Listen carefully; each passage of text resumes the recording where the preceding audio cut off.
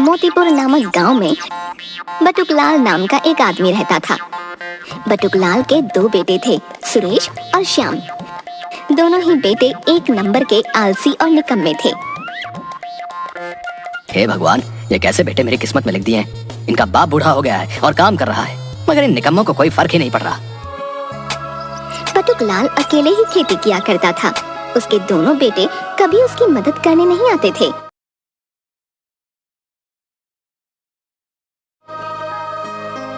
अरे कभी तो मेरे साथ खेतों पर चलो और मेरा हाथ बटाओ। पिताजी मुझे सोने दीजिए, मैं बहुत थक गया हूँ। अच्छा, ऐसा कौन सा काम कर लिया तूने जो तू थक गया है? अरे पिताजी, कई घंटों से बैठे बैठे थक गया हूँ, अब सोने दीजिए मुझे। हे भगवान, क्या करूं मैं इसका। और तू श्याम, तू तो चल, खेत पर बहुत काम है। नहीं पिताजी, बाहर बहुत ज्यादा ही धूप है, मैं तो बेहोश ही हो जाऊंगा। वैसे भी मेरी तबीयत ठीक नहीं है। सोए रहो घर में, मैं ही जाता हूँ खेत पर काम करने। बटुकलाल कड़ी धूप में अकेले ही खेत पर काम कर रहा था। तभी वहाँ चंदू नाम का एक आदमी आता है। बटुकलाल जी, इस कड़ी धूप में आप क्यों काम कर रहे हैं? वैसे भी आपकी उम्र नहीं इतनी धूप में काम करने की। क्या बोलूं चंदू, दोनों बेटे एक नहीं सुनते। जब भी काम करने को बोलता हूँ मना कर देते हैं। अब किसी ना किसी को तो काम करना ही होगा, तभी तो 2 वक्त का भोजन नसीब होगा।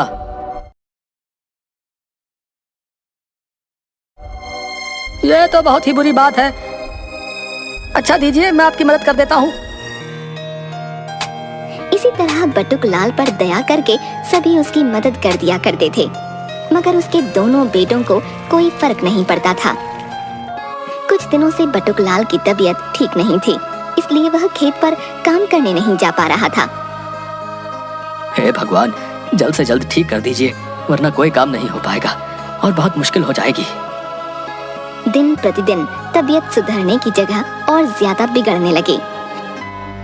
बेटा सुरेश और श्याम, तुम दोनों मेरे पास आओ। बटुकलाल के दोनों बेटे उसके पास आते हैं। जी बोलिए, क्या बात है? बेटा, अब मुझे ऐसा लग रहा है मेरा अंतिम समय आ गया है। लगता है जल्द ही भगवान मुझे अपने पास बुला लेंगे। मैं बस तुम दोनों से इतना ही चाहता हूँ कि मेरे जाने के बाद तो कम से कम तुम दोनों अपनी जिम्मेदारी उठा लेना। अरे पिताजी, ये सब आप क्या कह रहे हैं? कुछ ही दिन में आप ठीक हो जाएंगे पिताजी। हाँ पिताजी, श्याम सही कह रहा है। कुछ दिन बीत जाते हैं। अचानक एक दिन बटुकलाल की तबीयत बहुत ज्यादा खराब हो जाती है। बटुकलाल एक बक्से में अपना सारा सामान रखता था। वह उसी बक्से के पास जाता है। तभी सुरेश और श्याम उसे देख लेते हैं।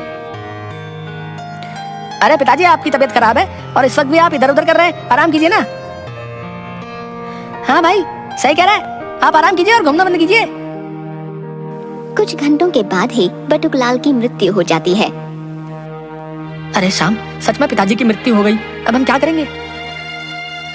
अरे यार, ये तो मुझे भी नहीं समझ में आ रहा है। चलो पहले पिताजी का अंतिम संस्कार कर देते हैं।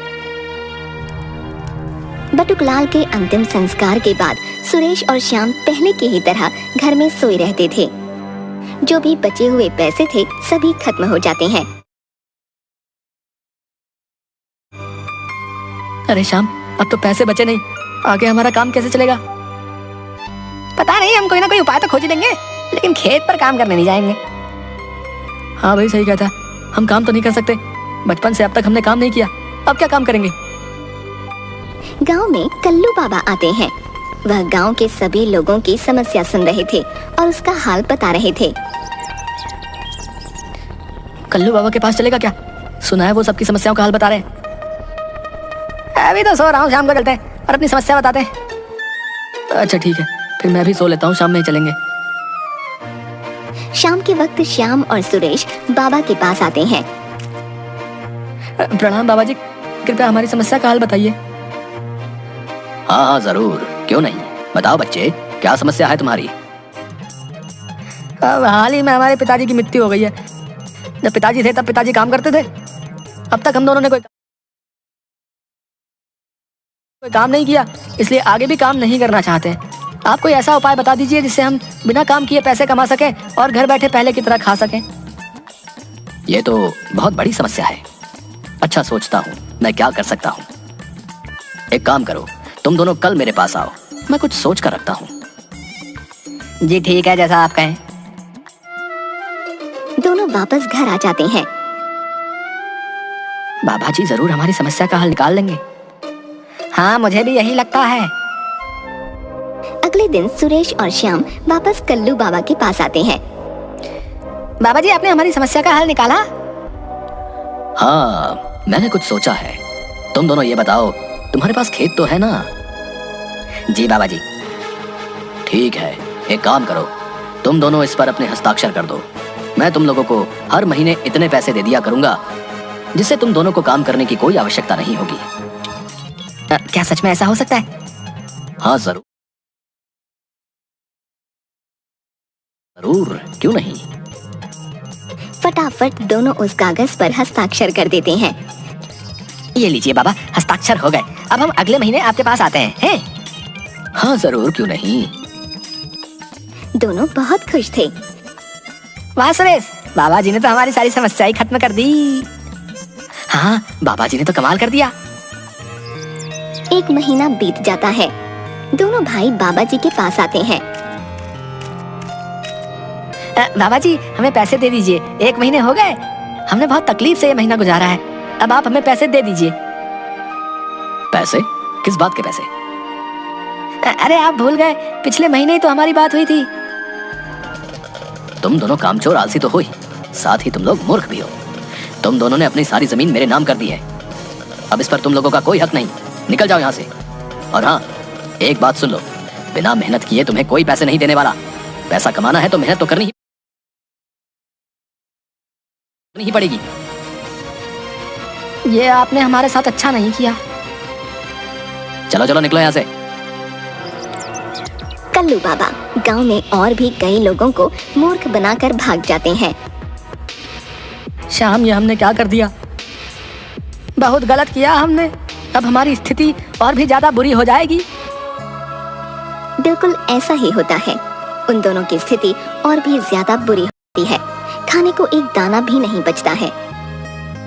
घर में पड़े सभी डब्बों में देखते हैं, कहीं कुछ खाने को मिल जाए। हाँ, चल यही करते हैं। सुरेश और श्याम घर में रखे सभी डिब्बों को खोलकर देखते हैं, मगर उन्हें खाने के लिए कुछ भी नहीं मिलता।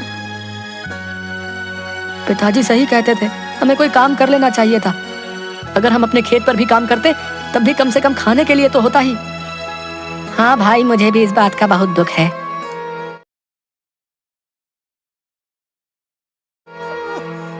पिताजी की याद में दोनों भाई बहुत जोर जोर से रोने लगते हैं और बक्से में बंद उनके सभी सामान को निकालकर देखने लगते हैं। ये देखो सुरेश, पिताजी की पगड़ी। इस पगड़ी को पिताजी किसी शुभ अवसर पर पहना करते थे। बाकी दिन वो इसे हाथ भी नहीं लगाते थे। हाँ भाई, मुझे याद है। ये पगड़ी बहुत ही ज्यादा खूबसूरत है। रुक, मैं इसे पहनता हूँ। जैसे ही सुरेश उस पगड़ी को पहनता है, उस पगड़ी में से एक चमकीला पत्थर नीचे गिरता है। देख, इस पगड़ी से चमकीली पत्थर गिरी। अरे हाँ, वैसे इस पत्थर का क्या काम? दोनों भाइयों को कुछ समझ नहीं आता। वह दोनों पिताजी के बक्से के सभी सामान को हटाने लगते हैं। तभी उन्हें एक चिट्ठी दिखती है।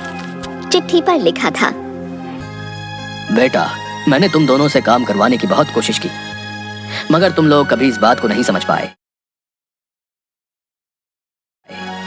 उम्मीद करता हूं जब तुम दोनों इस चिट्ठी को पढ़ रहे हो, तब तक तुम लोगों को काम का महत्व समझ आ गया होगा।